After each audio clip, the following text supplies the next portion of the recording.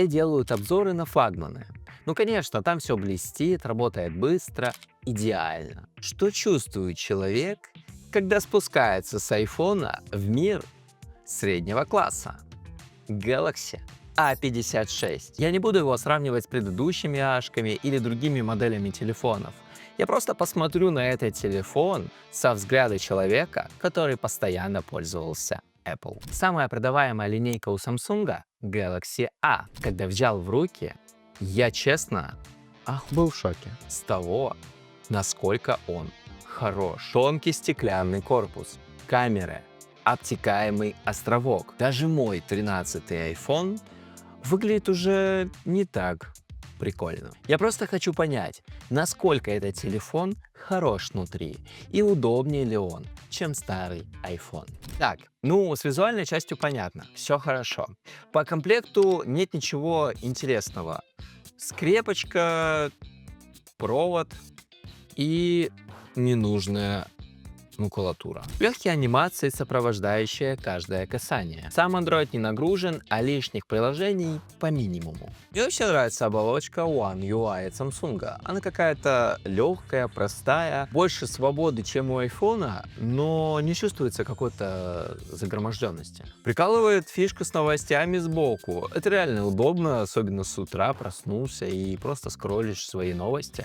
Важно то, что тут новости подстраиваются персонально под тебя, под твои интересы. Все это связано с Google аккаунтом. Сам телефон по габаритам мне не очень комфортен, но это лично моя проблема, потому что я постоянно сижу с iPhone 13 и уже просто привык к маленьким телефонам. Внутри чип от Samsung. Мы не ожидаем от него рекордной скорости, но работает он достаточно хорошо.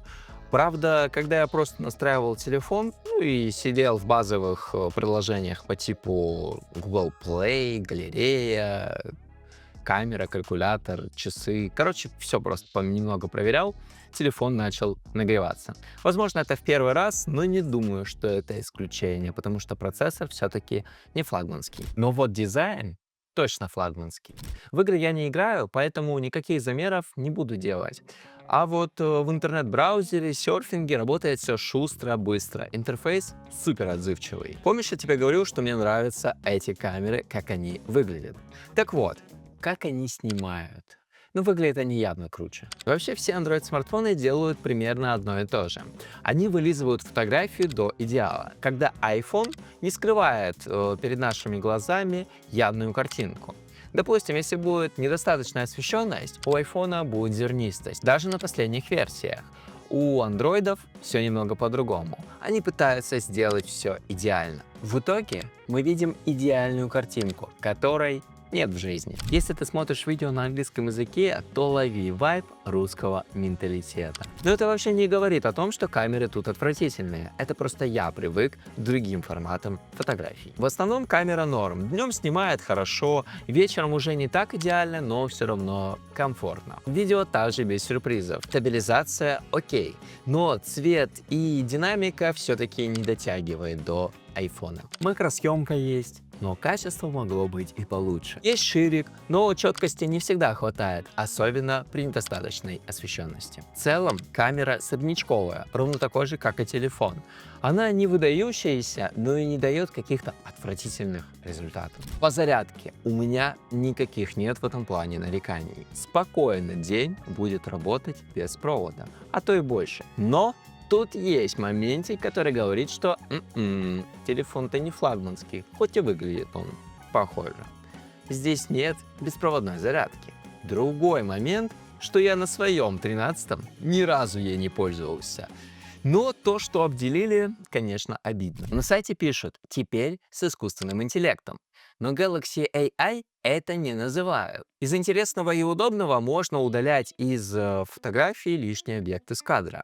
Но работает это не всегда корректно. Иногда мылит, мажет, ну и удаляет вообще не то, что нужно. Люди говорят, что эта фишка работает намного лучше на Galaxy S. Сам не знаю, не проверял. Есть также быстрая нарезка твоих видосов, чтобы объединить их в одно видео и сделать какое-то историческое событие. Все это фильтры, в которых ты можешь указывать на фотографию, где цветокод тебе уже нравится, чтобы подобный был и в других снимках. Есть фишка лучшее изображение лица. Это когда будет сделано несколько снимков, и выбрано лучшее, где ты не моргнул, смотришь ровно в камеру. Из того, что меня прикалывает, это то, что я могу выбрать любой объект в телефоне и сказать, что это за хуй. Но этот телефон умеет делать сфотки по сайтам. Конечно, я удивляюсь этому, потому что у меня этого нет. Кстати, официально Gemini в России в телефонах вообще не работает. Но если перейдешь в мой телеграм-канал, то за один шаг я тебе покажу, как это исправить. Ладно, вот тебе инструкция. Но в телеграм-канал все равно переходи. Ты эти приложения пользуешься каждый день. Стоит все это 35 тысяч. Что могу сказать? iPhone все-таки будет поприятнее.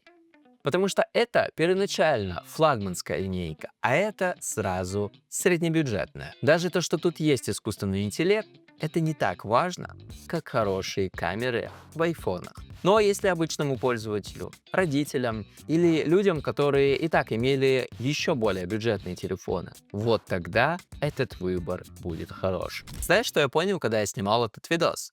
Средний класс — это не про компромиссы, это про баланс. Иногда, чтобы прочувствовать, насколько флагманы хороши, нужно просто спуститься на землю.